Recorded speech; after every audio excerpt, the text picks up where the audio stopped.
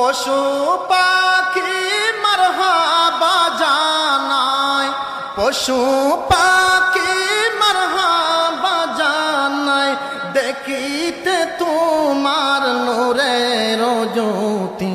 সকল ঈদের সেরা ঈদ হলো পবিত্র ঈদে মিলাদুন নবী।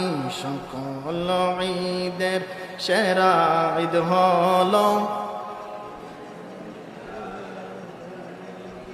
লাকাদ মান্নাল্লাহু আলাল মুমিনিনা ইয বাআসা ফীহিম রাসূলাম মিন আনফুসিহিম। জোরে বলুন না আল্লাহু আকবার। আমার আল্লাহ রাব্বুল আলামিন ডাক দিয়ে বলেন লাকাদ মান্নাল্লাহু আলাল মুমিনিন, আমি আল্লাহ মুমিনদের প্রতি বড় দয়া করেছি, মুমিনদের প্রতি আমি আল্লাহ বড় মায়া করেছি। ইয বাআসা ফীহিম রাসূলাম মিন আনফুসিহিম, আমি আল্লাহ এত দয়া করেছি রে, তাদের মধ্য থেকে তাদের কাছে আমার বন্ধু নবী রাহমাতাল লিল আলামিনকে পাঠাইয়া দিলাম। সুবহানাল্লাহ, নবী রাহমাতাল লিল আলামিনকে আমাদের মধ্য থেকে আমাদের কাছে পাঠিয়ে দিলেন। জিন জাতি থেকে আল্লাহ পাক রব্বুল আলামিন নবী পাঠান নাই, ফেরেশতাদের মধ্য থেকে নবী পাঠান নাই, মানুষ জাতির মধ্য থেকে আল্লাহ পাক রব্বুল আলামিন নবী পাঠাইয়া সত্যি আমাদের প্রতি আল্লাহ পাক রব্বুল আলামিন বড় দয়া করেছেন, ইহসান করেছেন। নবীকে কি হিসেবে পাঠালেন? নবীকে রহমত হিসেবে পাঠালেন, নিয়ামত হিসেবে পাঠালেন। আল্লাহর সৃষ্টি জগতের মধ্যে আল্লাহর রাসূল সাল্লাল্লাহু আলাইহি সাল্লামের মতো বড় রহমত, বড় নিয়ামত আর কিছুই হতে পারে না। বলি না আলহামদুলিল্লাহ। অনেকে মনে করেন হুজুর আমার এই যে চোখ, এই চোখটা আমার কাছে বড় দামি। সত্যি চোখটা বড় দামি। অনেকে বলেন হুজুর আমার পা নাই, পাটা আমার কাছে সবচাইতে বড় নেয়ামত।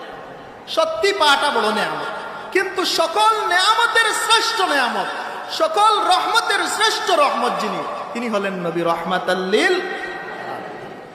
আল্লাহ পাক রব্বুল আলামিন বলেন কুল বিফাদলিল্লাহি ওয়া বিরহমাতিহি ফাবিযালিকা ফালইফরাহু। আল্লাহু আকবার বলুন।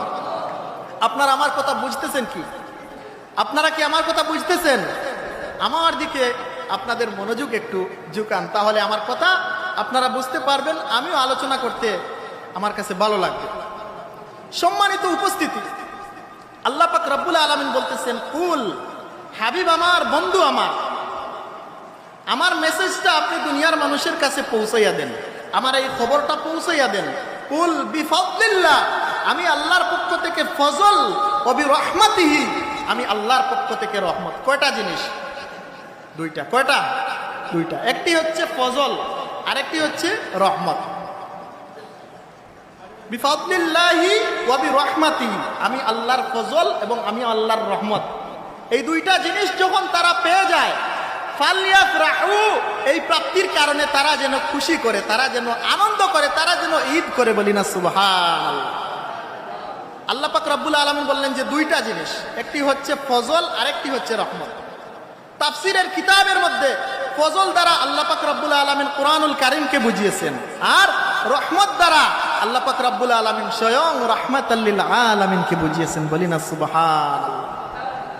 আমার আল্লাহ রাব্বুল আলামিন ডাক দিয়ে বলেন ও দুনিয়ার মানুষেরা রে, আমি আল্লাহর পক্ষ থেকে ফজল অর্থাৎ কুরআন শরীফ, আমার পক্ষ থেকে রহমত অর্থাৎ আমার রাহমাতাল লিল আলামিন, এই দুইটা জিনিস পাইয়া তোমরা ফালিয়াফরাহু, তোমরা খুশি করো রে, তোমরা ঈদ করো। বলি না সুবহানাল্লাহ। ফারহুন শব্দের অর্থ হচ্ছে খুশি। ফারহুন শব্দের সমার্থক শব্দ হচ্ছে ঈদ। আমরা ঈদ শব্দটি লাগানোর কারণে কিছু মুফতি মৌলবীদের জ্বালা পোড়া হয়ে যায়, ঠিক কিনা? তো আল্লাহ পাক রব্বুল আলামিন বলছেন যে হাবিব আমার, আপনি বলে দেন তারা যেন ফজল অর্থাৎ কুরআন শরীফ পেয়ে, আপনি রাহমাতাল লিল আলামিনকে পেয়ে তারা খুশি উদযাপন করে। এই খুশি উদযাপন করলে তাদের কি লাভ হবে, কি ফায়দা হবে, সেই লাভ ফায়দা জানার দরকার আছে না নাই? সেই লাভ জানার দরকার আছে। আল্লাহ পাক রব্বুল আলামিন বলেন ফালইফরাহু হুয়া খায়রুম মিম্মা